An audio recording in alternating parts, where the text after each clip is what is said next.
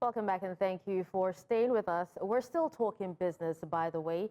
Now, the third quarter numbers are in, and it's a mixed bag of cautious optimism and enduring challenges for Nigeria's economy. Now, the National Bureau of Statistics, NBS, reported a GDP growth of 3.4% in third quarter 2024, reflecting a modest yet significant improvement from the previous quarter's 2.7%. Now, according to President Bola Ahmed Tinubu, this uptick represents progress and reaffirms his administration's commitment to enhancing the living standards of Nigerians. Tinubu credited the increase to renewed investment in critical sectors like agriculture and oil production, as well as government policies designed to stabilize the economy. However, while GDP is climbing, inflation remains a concern, albeit with a slight decline from 23.4% to 22.8%. Now, many Nigerians are questioning whether this economic growth is translating to improved conditions for the average citizen. Very, very important question there. With persistent unemployment, rising cost of living, and global economic uncertainty, how realistic is the government's optimism? And the broader question remains, is this growth sustainable or just another fleeting blip? Well, to discuss this, we are joined by Tunji Andrews, an experienced economic analyst who's been here before. And from our previous session, we kept Dumabi Oluwale, senior economist at Steers, both of whom will be bringing us, understanding to these matters here. Mr. Tunji, you're welcome. Good to see you here again. I'm going to ask you first, if you permit me, Dumabi. I know it's ladies first, but you were here from before. But yes, let's talk about these numbers, 3.4%. What's driving it exactly now, Tunji? So basically the usuals, telecoms, oil and gas. I mean, so the usuals continue to drive the numbers. I think there is some factors for, I don't want to use the word excitement. There is some promise. I think that's the word, promise. But to be honest, I think the president should be looking at it from the perspective of 3% as against what? Should we be doing more? I think yes. China, for instance, has been on a 30-year run of 8% plus GDP growth year on year. And that is the kind of growth we need to see in Nigeria, especially for the fact that over the last quarter, 18 months or so, we've seen the Naira consistently devalue. And you also understand that in GDP calculations, you pause FX rate. So this is not taking into cognizance that the economy has seen a devaluation. So, I mean, there's a lot of things to say here, but I mean, for the rhetoric, yeah, let's be excited. The president is very excited. He's going Cocoa for Cocoa Puffs. Yeah. No, Cocoa for NBS numbers. Yeah. So I'm wondering exactly what is so exciting about the numbers. If we compare it to previous numbers from perhaps maybe previous quarters, how exponential, how exciting are these numbers? So I would say the excitement is just excitement. 3.46% as against 3.19%, as against 2.5% in Q3 2023. It's, I would say, it's just higher. But as economists, we always look at numbers and how they trickle down to the masses in terms of like better food prices, better jobs. Because when you look at GDP numbers, you don't only look at the numbers in absolute terms, you look at the sectors that are actually growing and how job elastic those sectors are. And for this particular GDP, Q3 2024 GDP numbers, we did see that almost 60% of the growth that we saw was actually from telecoms and financial services.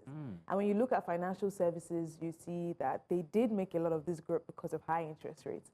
And how beneficial are high interest? We had the conversation earlier. Yeah. How beneficial are high interest rates to the common man, right? And then you look at telecoms. How job elastic is telecoms? What are the linkage effects, right, in terms of creating more jobs? Because the expectation is that as the economy grows, people should be able to have more jobs. They should be able to make more money, and then we should see higher consumption levels that should then now contribute a lot more to GDP, right? But we're not really seeing that. And what that tells us is that the other 40% that is slowing are where those linkage effects should be coming from. Agriculture, the mining sector, manufacturing, food, and we're not seeing that. We're not seeing that happen, right? So while the president might smile or is excited about the nominal numbers, I should say that we still have a lot more work to do. And it's okay to be in the bubble, but let the bubble burst as quickly as possible. Let's hear from Wow. Tunji. Yeah, how does this translate to the common man? Especially, considering that the Yuletide is here. And our producer was just telling us how, earlier in the week, he actually bought a bag of rice for 88,000 naira. That's cheap.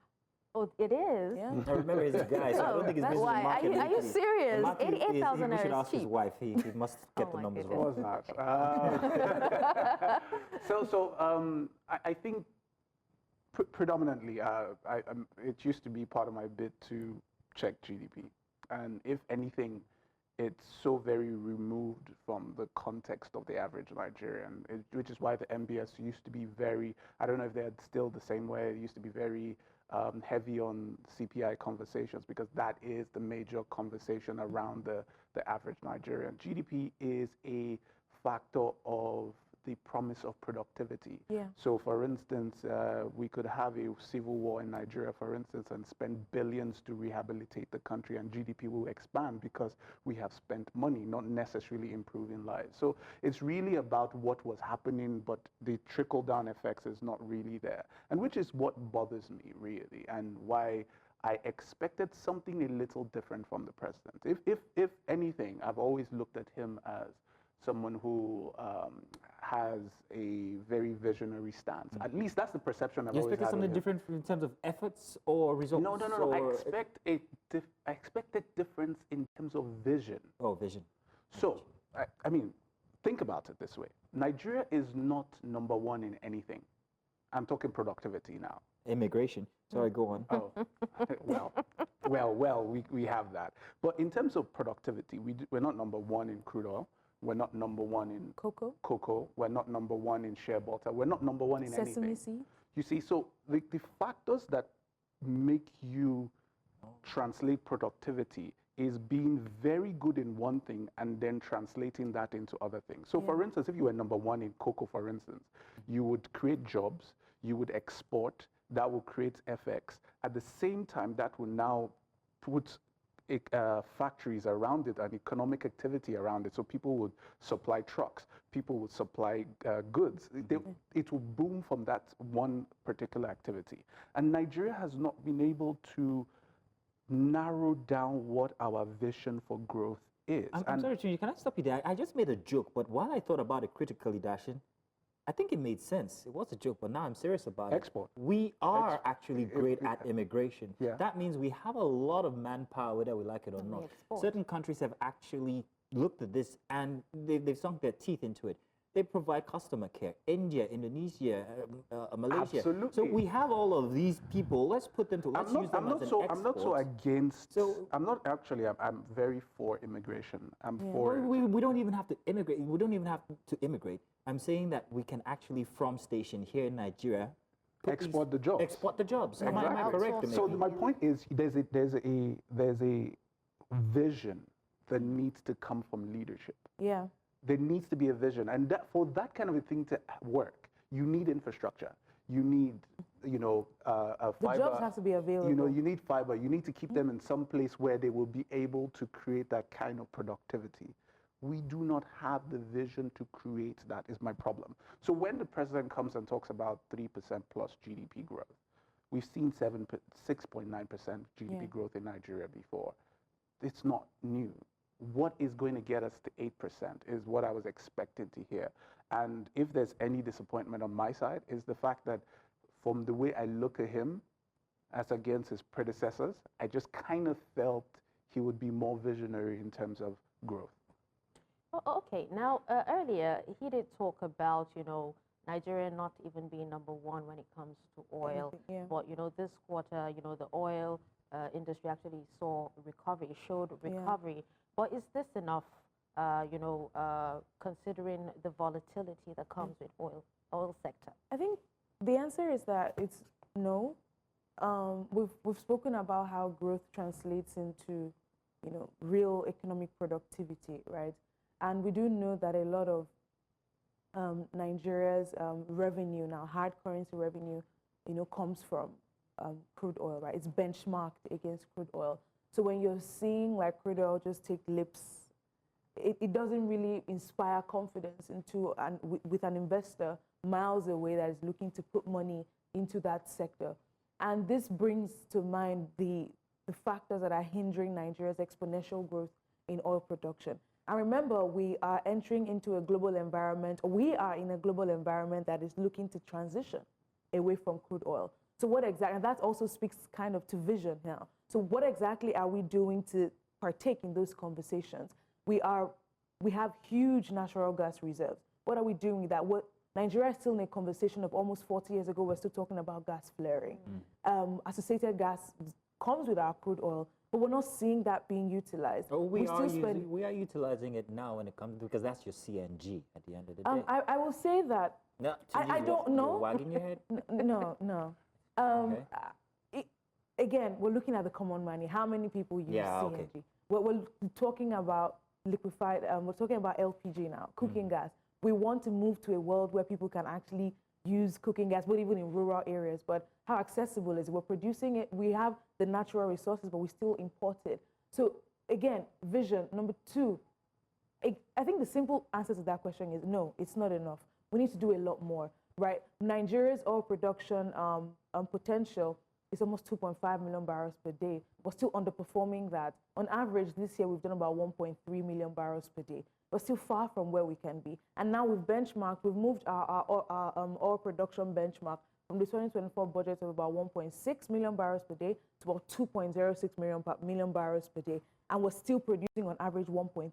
So what exactly are we doing to make sure that we actually hit even the 1.6 that we're supposed to, we're supposed to hit this year? Right? And what that means is that when you now contextualize all of these numbers in the economic state, if we're not able to produce 2.06, where's the money for the economy going to come from? We will not. The answer is that we're not. If we're doing 1.3 now, we won't be able to hit 2.06 if we don't address the issues. And what that now means, again, our conversation has been around the common man. It means that if Nigeria doesn't produce enough crude oil, we're not going to be able to sell enough. It means we're not going to be able to export enough. If we're not exporting enough, it means we're not earning enough forex. If we're not earning enough forex, it means that the exchange rate issues are going to continue. If that continues, imports issues. We don't have the time to contain most of the questions that we have for you. Yeah. But real quick, in under 30 seconds, do let us know, what figure are we looking for before it affects the common man? For oil production? I mean, GDP. with the For GDP? Yes, GDP. Nigeria's potential is about 5%, at least in a year, annually. 5%. Yeah. Tunji, do you agree? It should be much higher, but I would say we need to do 8% at least for 10 years before it starts to affect the common man. 10 years. 10 years. Wow. Be a a long time. father, granddaddy by then, but it's okay. I'll take it. It's all we have. I want to say thank you very much, Mr. Tunji Andrews, for coming through, and of course, maybe for staying for 2 sessions. Thank you. We appreciate it. Thank Thank you you very for much. having me.